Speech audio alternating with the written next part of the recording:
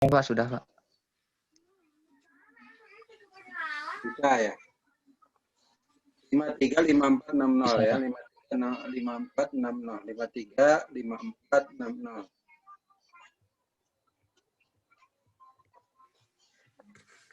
Baik, kita mulai kuliah kita. Bismillahirrahmanirrahim. Assalamualaikum warahmatullahi wabarakatuh.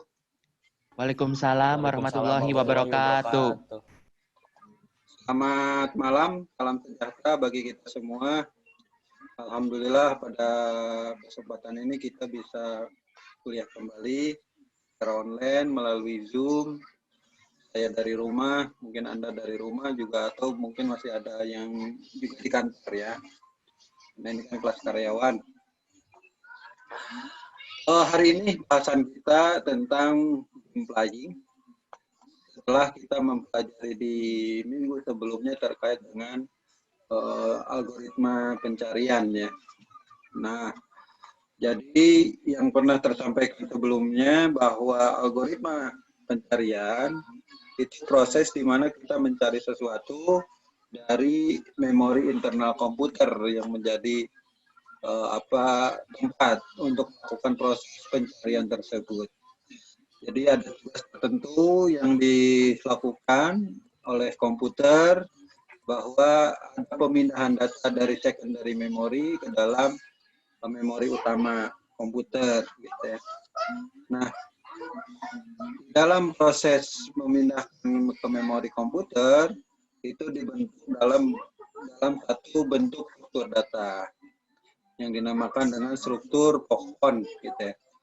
Dan kita sudah melihat bagian dari struktur pohon tersebut.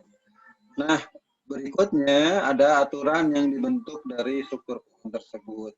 Nah, Anda sudah membaca dalam file PDF yang sudah saya sampaikan kepada Anda terkait dengan beberapa metode yang dapat kita gunakan di dalam proses pencarian tersebut. Di kekhususan yang ada di dalam intelijensi buatan atau teknologi-teknologi berbasis AI, bahwa itu ada konsep dari mesin inferensi dalam proses kita melakukan pencarian. Nah, kemudian dari mesin inferensi tersebut akan mendapatkan data atau disuplai datanya dari database knowledge.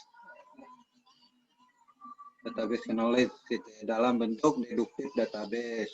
Kebanyakannya menggunakan deduktif database. Ya. Itu pola umumnya, jadi bukan relational database, tapi bentuk database yang lain itu terkait dengan si basis pengetahuan gitu di dalam di dalam sistem komputernya. Ada basis pengetahuan, kemudian ada mesin inferensi. Nah, nanti kita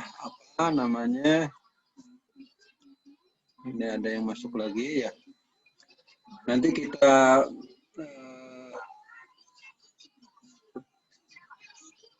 bahas di berikutnya terkait dengan pola kerja kasus nantinya yang akan kita pelajari pada sebuah sistem pakar.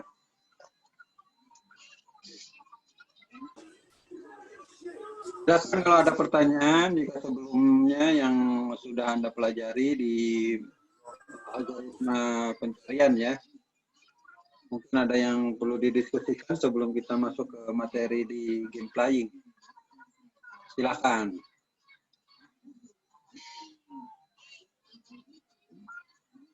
Filenya sudah bisa diakses ya, file PDF-nya dari Google Classroom-nya.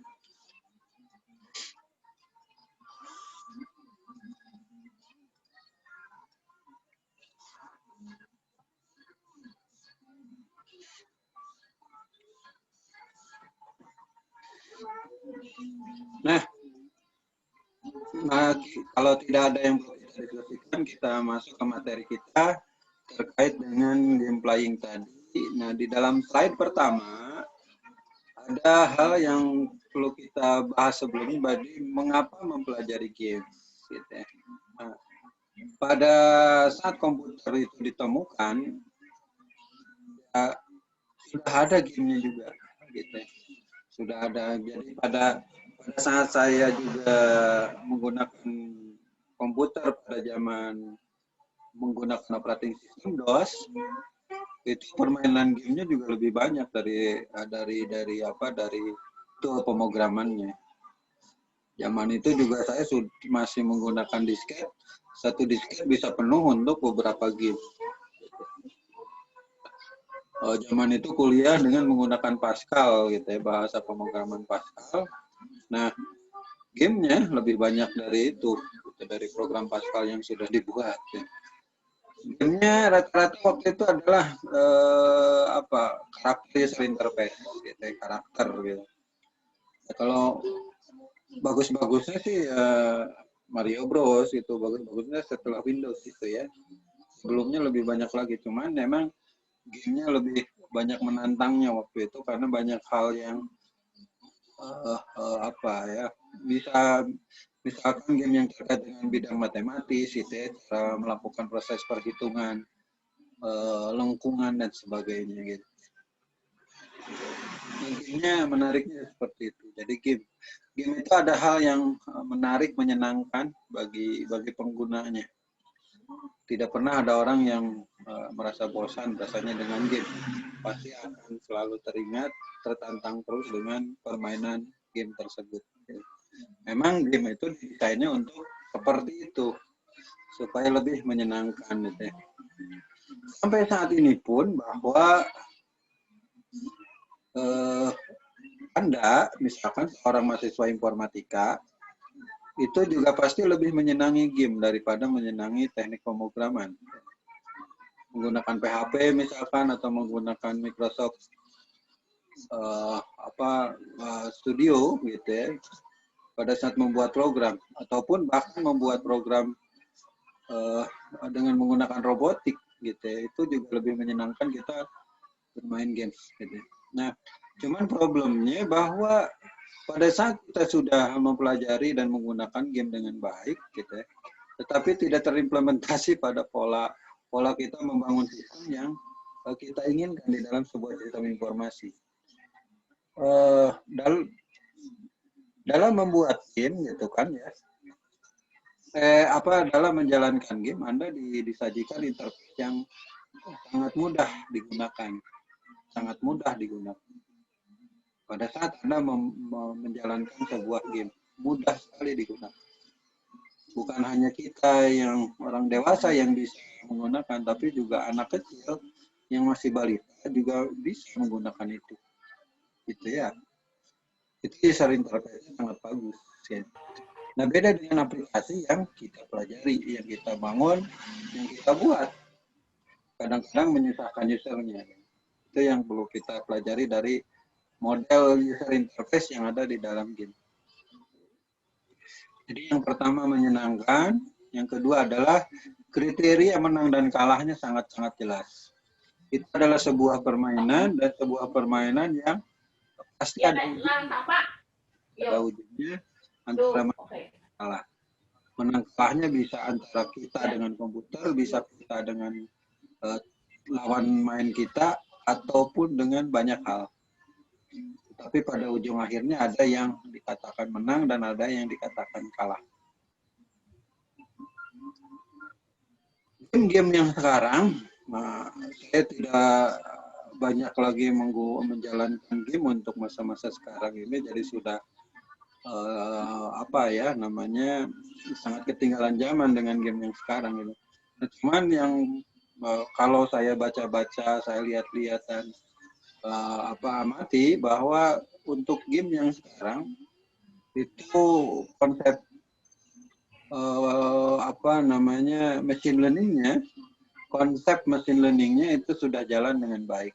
Gitu. Misalkan game sepak bola, gitu. Itu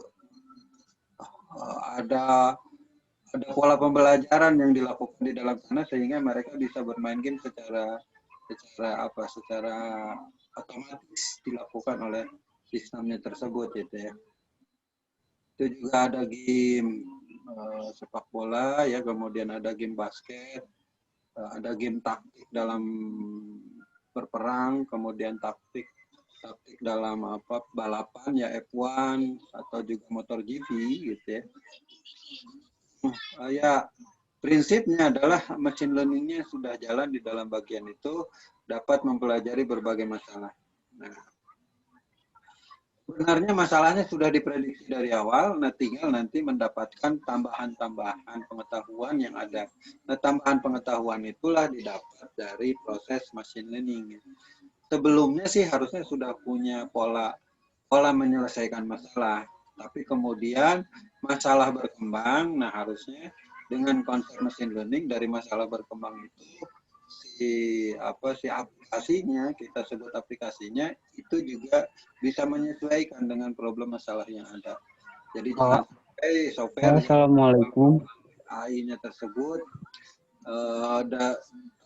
tahun ini adalah hasil dari pertanyaan itu, goalnya itu mungkin belum terdefinisi jawabannya gitu. Bisa saja seperti itu di dalam sebuah proses AI, data belum terdefinisi atau apa. Itu adalah sebuah hasil. Nah, harusnya di kemudian harinya dari hasil yang belum diketahui, harusnya berikutnya adalah harus sesuatu yang diketahui. Nah, perkembangan berikutnya emang manusia senang sekali untuk bermain. Masa kecil ya kita lebih banyak bermainnya. Mulai sekolah, mulai berkurang sampai masa perguruan tinggi. Di perguruan tinggi yang tidak bisa membagi waktu dengan permainan, ya itu juga kuliahnya terbengkalai. Ya. Ada ya cerita-cerita yang datang ke saya juga waktu mengelola dari STIMIK waktu itu. Ada orang tuanya yang datang, anaknya tidak kuliah dengan baik, tidak pernah kuliah, kelihatannya itu ya. Orang tuanya datang untuk bagaimana ini mencari solusi. Ya. Ternyata anaknya itu sampai 1 minggu ada di game online, gitu, tempat game online gitu, tidak pernah pulang dan sebagainya. Ada juga yang mahasiswa ITB yang mau dipindahkan juga ke STIMIK karena gitu kecanduan game, sehingga di ITB-nya diberhentikan. Nah orang tuanya mencari lagi kuliah di tempat lain, gitu.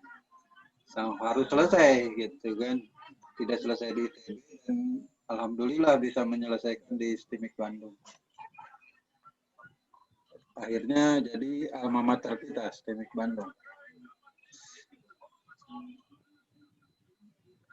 Tadi dia ada chat.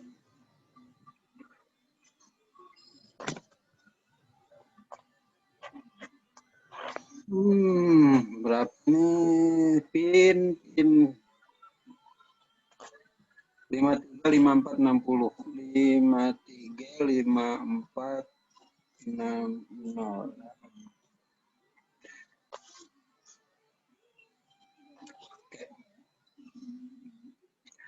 Nah, game tersebut tadi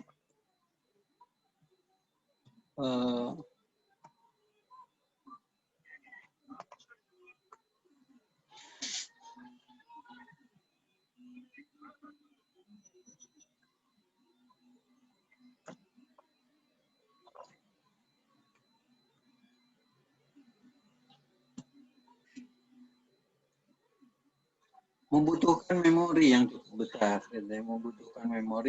besar, di dalam proses pencarian data, pembentukan memorinya, gitu. Karena berbagai macam kemungkinan yang ada dan harus diselesaikan dengan baik. Biasanya game mempunyai set space yang besar, game catur mempunyai 34 pangkat 100. Dalam bentuk struktur tree yang dibentuknya. Betapa besarnya struktur tree yang ada, masing-masing tree terdapat satu alamat data kita gunakan di dalam satu tree tersebut ya sangat banyak sekali, 34 pangkat 100. Besar jumlahnya. Nah, tentunya ini kan harus menggunakan mesin yang kuat. Di dalam mesin kita menggunakan game gitu ya.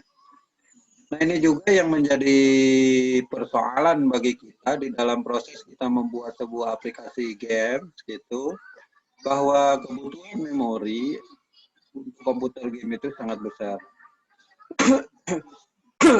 Bukan hanya memori pada sisi proses saja, tetapi juga pada sisi bagaimana menampilkan datanya juga harus lebih baik gitu ya. Nah, oleh sebab itu rata-rata hardware game itu mempunyai spek yang jauh lebih besar daripada kebutuhan para programmer. Jadi ada spek komputer untuk programmer, ada spek komputer untuk para gamer gitu. Ada programmer dan ada gamer. Spek gamer itu jauh lebih tinggi. Programmer bisa speknya bisa apa ya? Bisa diakalin dengan mudah.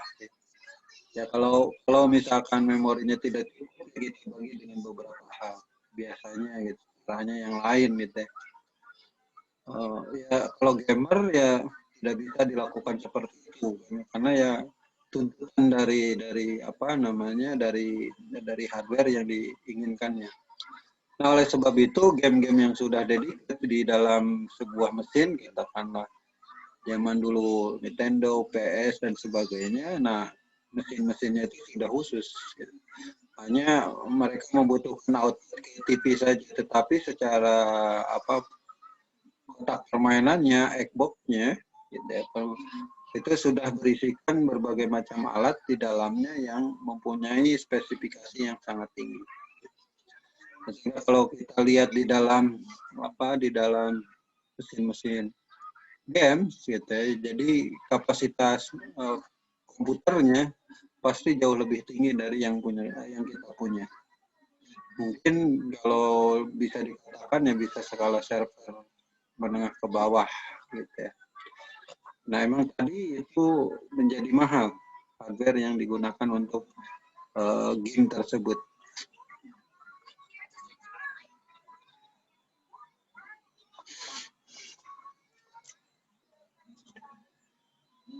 Nah, game ini sudah apa namanya berpikirnya sudah seperti manusia. Jadi manusia mencoba mempolakan cara berpikirnya masuk kepada komputer. Pada sesi berikutnya setelah itu adalah masuk teori machine learning. Machine learning yang sekarang itu sudah bergabung dengan image processing dan sebagainya ya. Ilmu-ilmu di AI-nya itu sudah mulai bergabung satu dengan yang lainnya.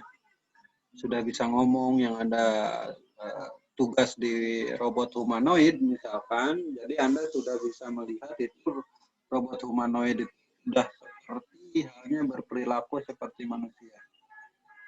Baik dari sisi melihatnya misalkan, mendengarnya, berbicaranya, bergeraknya, dan berbagai macam hal-hal yang meniru manusia. Entah dengan teknologi cloning, saya nggak tahu berikutnya seperti apa. Gitu. Teknologi cloning yang cloning fisik ya, kemudian nanti masuk dunia AI ke dalam hasil cloning gitu. Saya hal tersebut belum terbayangkan ke arah berikutnya seperti apa. Karena dua hal itu, dua penelitian itu yang berbeda ya. Kalau kita bicara dengan AI, ya berarti kan berbicara dengan software yang akan dibangun. Sementara dunia cloning itu ya genetik, berbicara tentang genetik yang langsung secara fisik akan membentuk satu organisme kehidupan baru, gitu. Organisme kehidupan baru yang disesuaikan dengan pola cloning yang dibuat.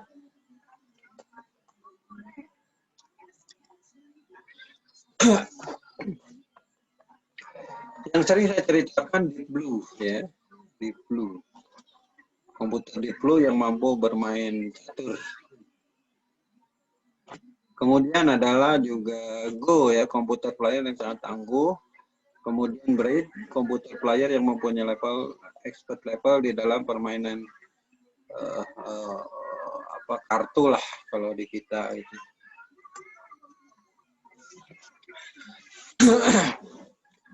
Nah, secara umum ciri-ciri dari game itu biasanya ada 2 pemain. Rata-ratanya seperti itu. Head to head biasanya. Nah, walaupun pada sisi berikutnya ada perkembangan karena komputer juga bisa multitasking ya, mulai dari komputer yang sifatnya multitasking, maka perubahan game juga ada perubahan yang lebih mendasar gitu ya. Karena dari pemainnya itu biasanya tunggal gitu ya. Satu orang melawan satu orang. Nah, karena multitaskingnya yang dapat dijalankan dengan baik, maka bukan hanya satu orang dengan satu orang berikutnya, tapi juga timnya akan bermain dengan tim yang lain. Gitu. Tapi polanya itu ada head to head tadi, ada dua kelompok yang bersaing untuk mendapatkan ujungnya adalah kalah atau menang. Dengan aturan yang jelas dari kalah dan menangnya. Aturannya sudah sangat jelas. Jika berlari ya duluan finish, gitu ya. Berlari itu bisa balapan dan sebagainya. Mencapai tempat tertentu, gitu ya. Ada juga yang memang seperti permainan bola, gitu ya. Seperti permainan balap, seperti perang-perangan juga. Ada satu kondisi yang dinyatakan bahwa dia menang dan satu kondisi bahwa dinyatakan kalah. Nah, dengan berbagai macam rule atau aturan-aturan yang disesuaikan dengan masing-masing permainan game. Ada game untuk orang tua, ada game untuk orang dewasa, ada game untuk anak-anak, ada game juga untuk bayi. Berikutnya adalah pola berkesempatan untuk bermain. Kesempatan untuk bermain gitu ya. Zaman komputer standalone ya satu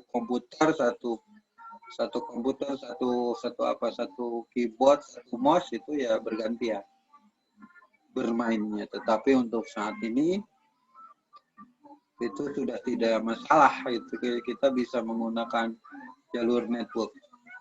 Bahkan networknya sudah diperluas menjadi internet. Kita bisa bermain dengan orang-orang di seluruh dunia. Gitu ya. Lebih jago anak-anak sekarang untuk bermain game perang-perangan dengan menggunakan handphone daripada orang tuanya yang tidak pernah tahu bagaimana cara memainkan game tersebut. Ribut sendiri anak-anak untuk bermain game perang-perangan seperti itu ya lewat handphone mereka. Secara tidak sadar mereka sudah menggunakan pola jaringan. Cuman karena kerumitan jaringannya sudah disembunyikan sedemikian hingga, maka mereka bisa melakukan proses permainan game tersebut secara network gitu. Secara network.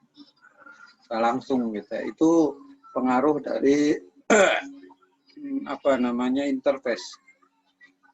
Pengaruh cara berinterfacing dari alat ke manusia atau alat ke alat atau manusia ke manusia. Pola interfacingnya itu yang Anda pelajari di dalam mata kuliah interaksi manusia dan komputer. Nah, kemudian keuntungan dari komputernya bahwa dia mempunyai information. Setiap pemain mengetahui semua informasi dari setiap game yang ada. Nah, kadang-kadang misalkan kita bermain tic-tac-toe, misalkan dalam contoh kasus ini ya, tic-tac-toe, komputer sudah tahu berbagai macam jalur yang ada, sudah bisa dicobakan oleh dia. Nah, kalau kita kan mensimulasikannya itu di dalam otak kita saja. Tapi komputer, segala proses itu ada tergantung kepada nantinya kita menggunakan level berapa. Kalau di level beginner rasanya kita yang menang, kalau di level expert kayaknya kita selalu kalah. Biasanya seperti itu. Untuk pola-pola bermainan kayak gitu ya. Karena mereka sudah mempunyai pola itu, perfect information-nya. Sudah mengetahui berbagai macam tindak probabilistik yang ada.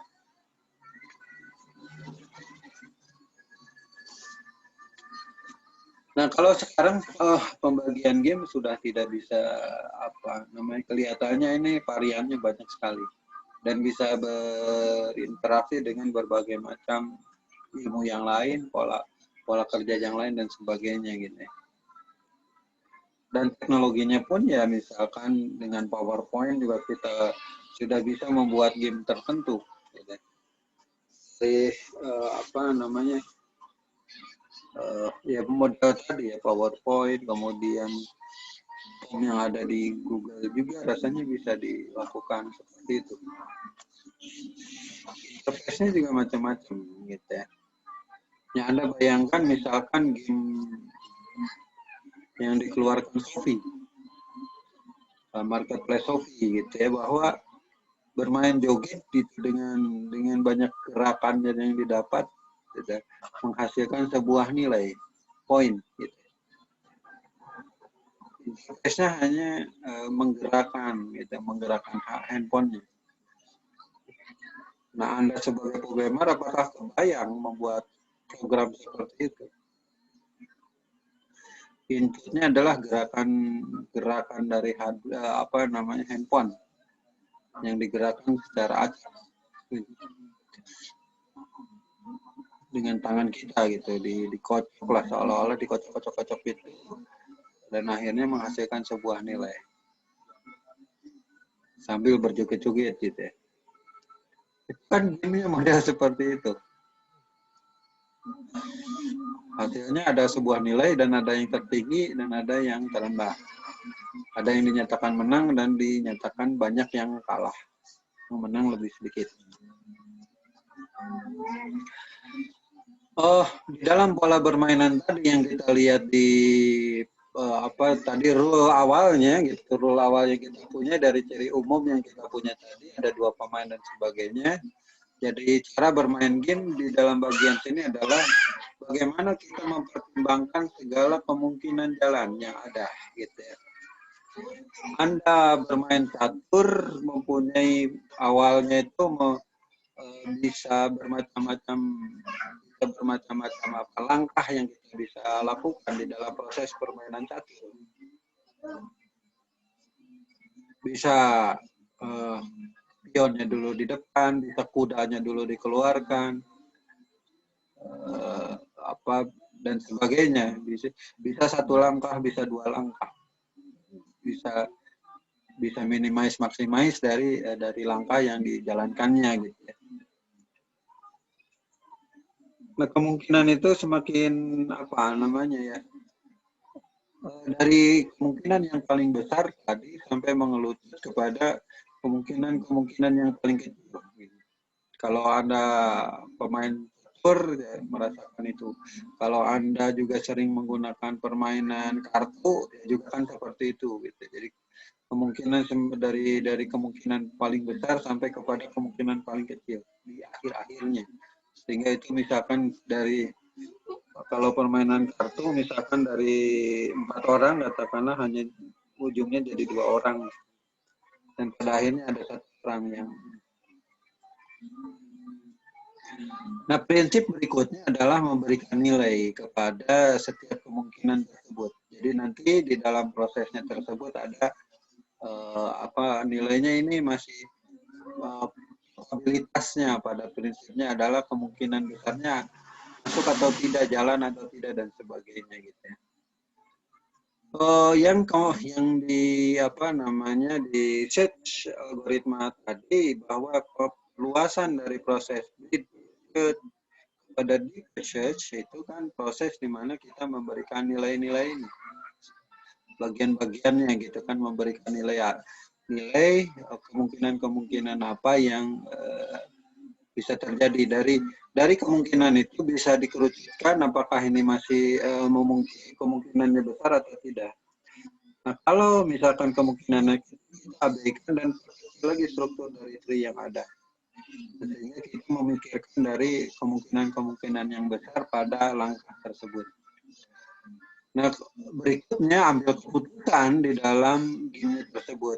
Dari hal yang kita simulasikan tadi di dalam sistem tadi, kemudian harus diambil keputusan untuk mengambil langkah dalam proses kita bermain game tersebut. Ya.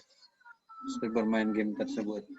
Poin mana, pion mana, langkah apa yang dilakukan, mengisi bagian mana, dan sebagainya ya. Itu yang ada di dalam pola game tadi. Nah, tadi saya sampaikan ada dua pola, antara dua pemain, bisa dua tim. Tim kan bergerak secara sendiri-sendiri. Nah, ini yang jauh lebih banyak proses yang ada di komputernya ya kalau bekerja secara tim. Timnya 1, 2, 3, 4, 5, mungkin 12 gitu ya. Mungkin 11 tadi misalkan permainan sepak bola, yaitu 11. Basket misalnya. Juga ada juga yang terkait dengan game-game taktik yang lainnya gitu. Timnya lebih banyak lagi.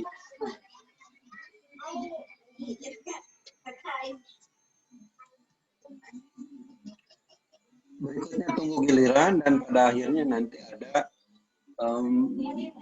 proses mengulang lagi dari yang kita lakukan sebelumnya. Karena proses tadi ya, kita menganalisa, kita mengambil langkah, mau mengambil keputusan dan mengambil langkah. Pada akhirnya lawan main kita juga melakukan hal yang sama, menganalisa, mengambil keputusan dan mengambil langkah. Tunggu lagi dari proses kerja kita, proses langkah-langkah kita. Nah, game taktik itu proses itu kan dikatakan berjalan bisa lambat.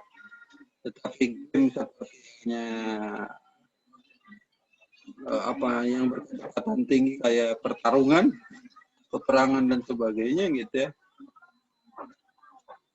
Nah, itu lebih cepat gitu pengulangan yang dilakukan di dalam proses gamenya. Pengulangannya tidak menunggu waktu gitu ya.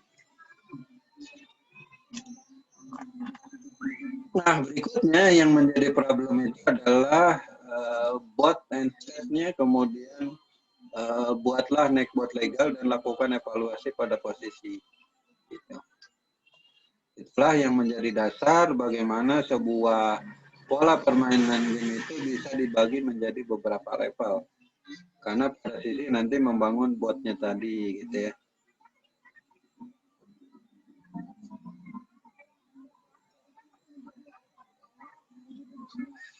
Nah, perlu diperhatikan bahwa setiap game yang ada perlu membuat simulasi di dalam pola kerja di komputernya, di dalam setiap proses game.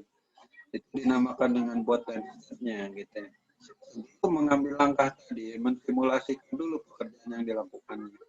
Jadi seolah-olah memberikan ada waktu yang digunakan oleh komputer untuk keperluan itu. Nah, yang saya sampaikan tadi bahwa emang pada dasarnya komputer itu melakukan proses di dalam bagian ini, bentuk bot dan state, kemudian mensimulasikan secara cepat, dan pada akhirnya mengambil keputusan bagian mana yang akan diambil. Kalau ini, dan akhirnya memenuhi kriteria yang ada, maka diambil langkah itu.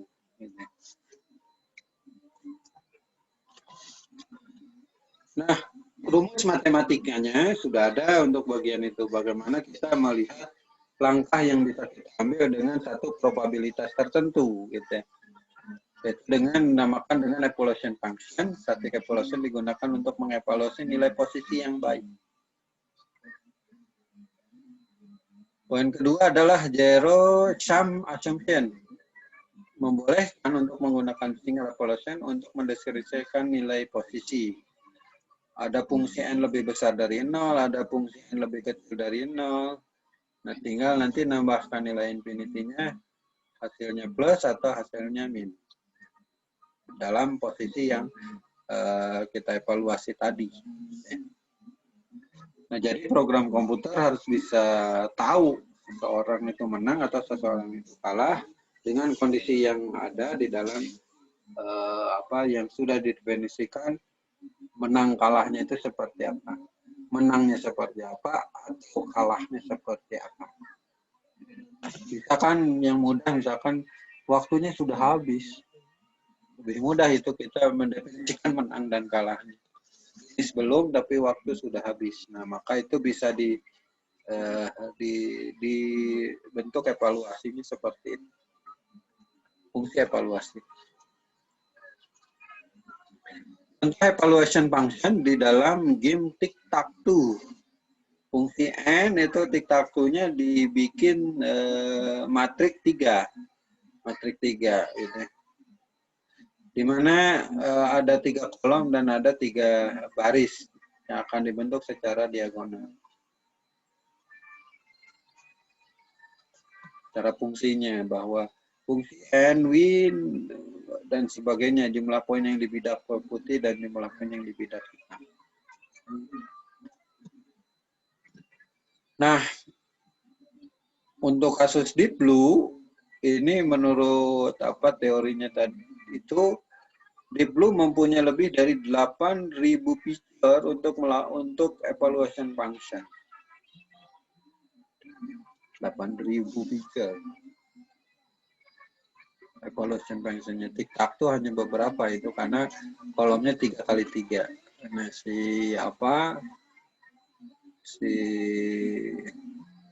catur matriknya 16 apa 8 ya. Nah, contoh kasusnya kan seperti ini di dalam game tic-tac-toe dari 3x3. Gitu. Jadi prinsip awal dari keadaan kosong yang ada di itu bahwa ada kemungkinannya ini. Gambarnya terstruktur seperti ini di dalam memori komputer kita. Kira-kiranya seperti ini. Kita modelkan seperti ini di dalam struktur dari tree. Nah, bayangkan ini tree-nya bukan binary tree, tetapi N dari tree, N tree gitu ya. Karena tadi si ininya mengandung banyak node yang ada di dalam satu tree-nya tersebut. Root itu mempunyai ini 9. Kemudian bagian dari node yang ada di paling kiri juga mempunyai lebih 9 juga mungkin, atau 8. Dan berikutnya sampai kepada yang 1 di kemungkinannya.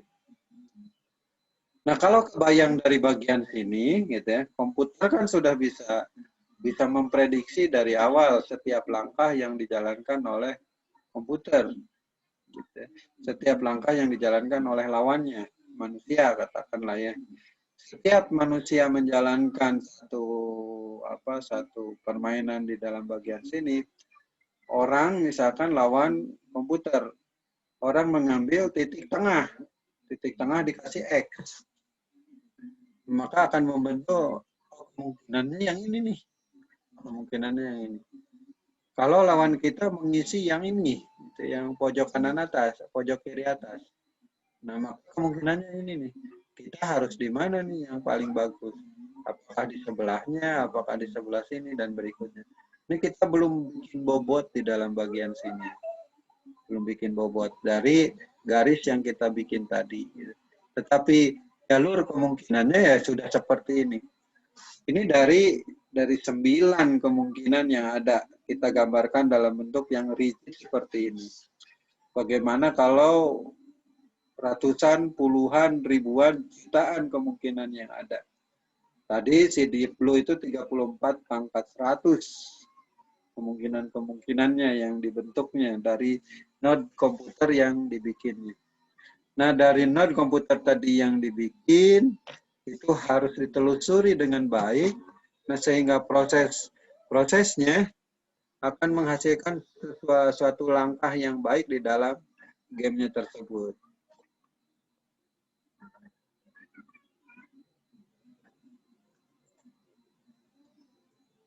Oke, gambarannya kira-kira seperti ini, gitu ya, bahwa dalam pola permainan game bentuk seperti ini, logiknya.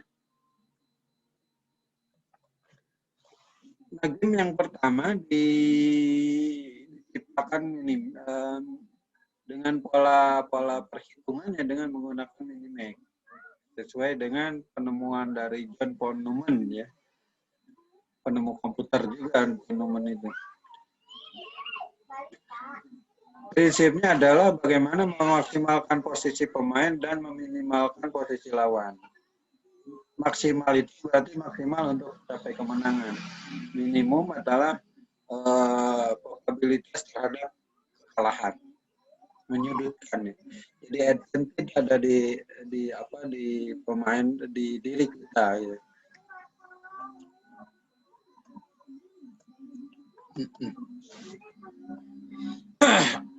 Nah, polanya sama dengan pola yang sudah dijelaskan sebelumnya, emang menggunakan struktur tree. Dari yang ada di dalam bagian situ.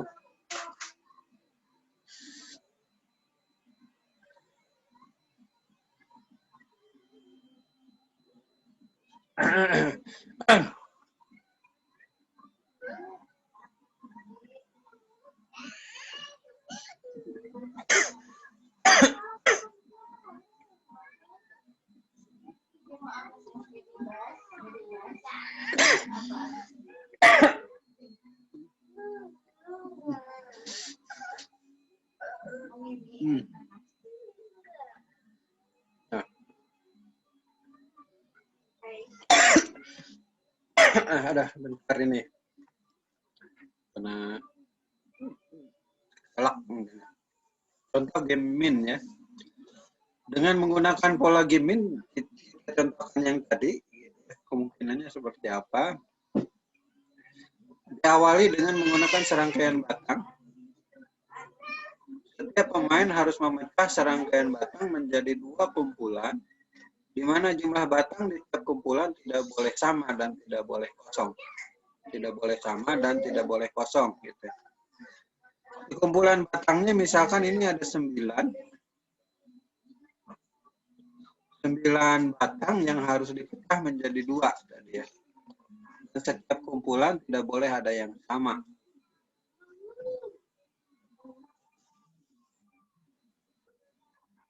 Ini kumpulannya bisa 1 dengan itu 2, 3, 4, 5, 6, 7 ya, bukan 9 tapi 7 ya. 7 batang. Di 7 batang itu kemungkinannya ada 1 dengan 6, 3 dengan 4 misalkan. Berikutnya 2 dengan 5. 1, 2, 3. 4 masuk ke dalam 3 lagi. 5, nah, sudah seperti itu. Jadi kemungkinannya hanya 3. Tidak boleh sama tadi. 2 kumpulan di mana jumlah batang tiap kumpulan tidak boleh sama dan tidak boleh kosong. Misalkan dalam total batang tadi ada 7, kemungkinannya kita gambarkan kalau petakan seperti ini di dalam sebuah gambaran model ya, model penyelesaian yang digunakan di dalam komputernya nanti, di dalam logiknya kita sebutkan bagian itu. 7 itu bisa dipandang dari 6 dengan 1 plus 1, 5 plus 2, dan 4 plus 3. Nah, nanti 6 dipecah lagi nanti itu. 6 itu bisa 5, 1, 1, atau 4, 2, 1. 5 dengan 2 bisa seperti gambaran tadi 4, 2, 1 atau 4, 2, 1. Kan 5, 2 udah terbentuk, kemudian 5-nya dipecah lagi menjadi 4 dan 1. Gitu ya. Atau kemungkinan juga 5, 2 itu dipecah menjadi 3, 2, 2. 3 dan 2-nya itu pecahan dari 5. Kemudian 4, 3, kemudian memecah kembali menjadi 3, 3, 1. Kalau bilangannya 100 ini lebih rumit ya. Pola bayangkannya seperti itu. Ujung akhirnya ada di bagian leaf down-nya itu ada 2, 2, 2, 1, 2, 2, 1, 1, 2, 1, 1, 1. Nah, di algoritma sebelumnya kan di algoritma set yang ada buat tadi ada pre-order, in-order, post-order, dan level-order ya. Nah, sudah kebayang rasanya kalau sudah terbentuk tree seperti ini, Anda bisa mencarinya dalam bentuk yang seperti apa. Nah, asumsi min bermain dulu, kemudian evaluasi evaluation function 0 sama dengan min menang dan 1 mark menang gitu. Nah, diberikan nilai-nilai seperti ini sehingga nantinya kalau mencapai itu menang dan kalah tadi gitu ya. Nah, penjelasan itu ada di penjelasan yang ini ya. Semoga Anda sudah juga membaca pada PDF yang saya sampaikan kepada Anda. Playing-nya gitu udah ada di dalam bagian sana. Menjelaskan pola permainan dalam bentuk seperti ini gitu. Nah, ini udah dibahas berikutnya. Oke, silakan sampai bagian sini ada yang perlu didiskusikan ya. Implying. Minggu depan kita bicara dengan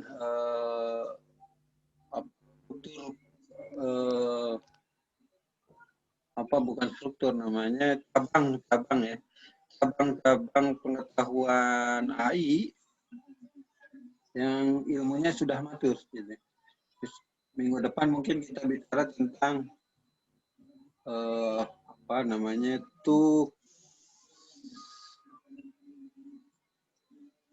saya lupa minggu depan kita di Natural Language Processing NLP. Natural Language Processing. Natural Language. Halo Pak, mohon maaf. Ya, silakan. Itu untuk yang PDF hari ini, yang game playing belum ada di Classroom. Oh, gabung dengan yang kemarin dibahas juga ada di. Oh, ada. Ada di di algoritma H. Yang algoritma pencarian. Iya. Bukan teman tapi masih ada di sana. Di PDF yang kemarin rasanya itu bahas tentang game playing-nya itu ada. Oh, iya. Nanti coba saya cek lagi, kalau tidak ada nanti saya tambahkan di Google Classroom ya. Oke. Silakan kalau ada yang lainnya. Ya, baik Pak. Nah, kadang-kadang ini problemnya itu adalah keterpisahan antara teknik memogram di AI dengan pemrograman game yang ada gitu. Teknik memogram game yang ada. Jadi pola gamenya atau teknik cara berpikirnya di dalam game itu sudah ada di AI. Nah, tetapi cara implementasi di pemrogramannya ini yang belum klop biasanya. Untuk yang tools yang umum, gitu ya. Nah, nggak kebayang nantinya, misalkan kita membuat sebuah aplikasi game dengan menggunakan Prolog, gitu ya. Itu kan game ada satu tool bagaimana kita membuat game secara khusus. Nah, yang lebih menarik lagi, proses membuat game itu juga sangat difasilitasi oleh Android, itu pemrograman Android. Banyak sekali contoh-contoh kasus dalam proses kita membuat game. Nah, polanya agak berbeda dari pola yang kita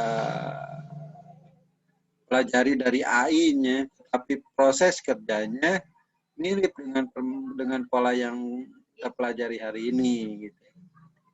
Nah, cuman kaitan dengan AI-nya itu agak beda biasanya gitu. Karena di dalam AI-nya sendiri kan ini bagian khusus yang menangani itu. Nah, untuk saya belum tahu ke ininya ya, implementasi berikutnya gitu. Harusnya ada sih hal yang menyatukan itu. Jadi seperti halnya juga proses kita misalkan memproses apa ya? Memproses gambar gitu. Proses gambar di apa sih tool yang kita bisa pakai gitu. Proses gambar itu di Visual Basic kan kita susah sekali memproses gambar. Di Delphi juga sama prosesnya. Nah, muncullah yang dinamakan dengan OpenCV.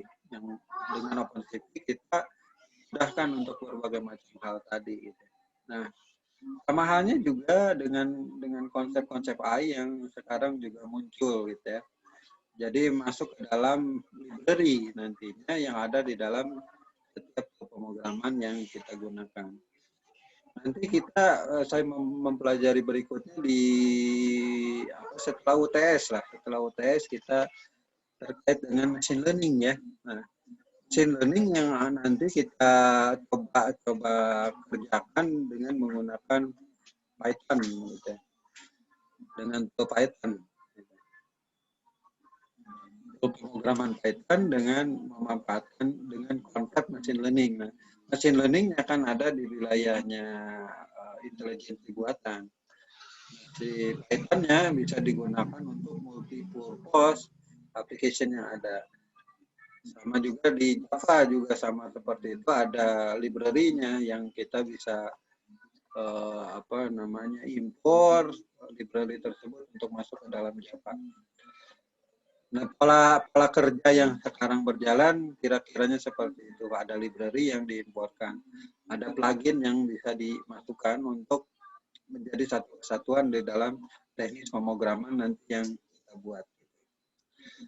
Nah, di AI yang semester ini agak berbedanya mungkin bertambah di machine learning. Mudah-mudahan nanti kita bisa tambahkan materi machine learning dengan lebih detail gitu ya, untuk kalau ke depan rasanya juga harusnya machine learning terpisah di AI.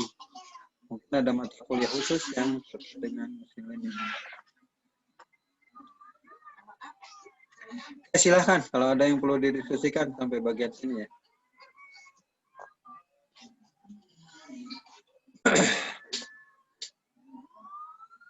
Sudah bisa absen semua ini ya? Sudah, Pak. Sudah, Pak. Oke. Tadi peserta kuliah kita ada berapa? 8 orang ya. Apa 8 itu dengan saya? Oh, 7 berarti. Biasanya banyak ini kok. Ini yang ngambil sedikit atau gimana ini? Biasanya kelas ini banyak. Kurang tahu, Pak. 1, 2, 3, 4, 5, 6, 7. Oke. Silakan kalau ada yang perlu kita diskusikan sampai bagian sini ya. Lupa ini merekam atau tidak ya. Mudah-mudahan kerekam. Kalau kerekam nanti saya simpan juga di Google Classroom ya. Hasil rekaman kuliah kita. Oke, kalau tidak ada saya cukupkan sekian dulu ya untuk pertemuan hari ini. Terima kasih atas segala perhatiannya. Mohon maaf atas segala kekurangannya. Selamat malam. Assalamualaikum warahmatullahi wabarakatuh. Waalaikumsalam warahmatullahi wabarakatuh. Wabarakatuh.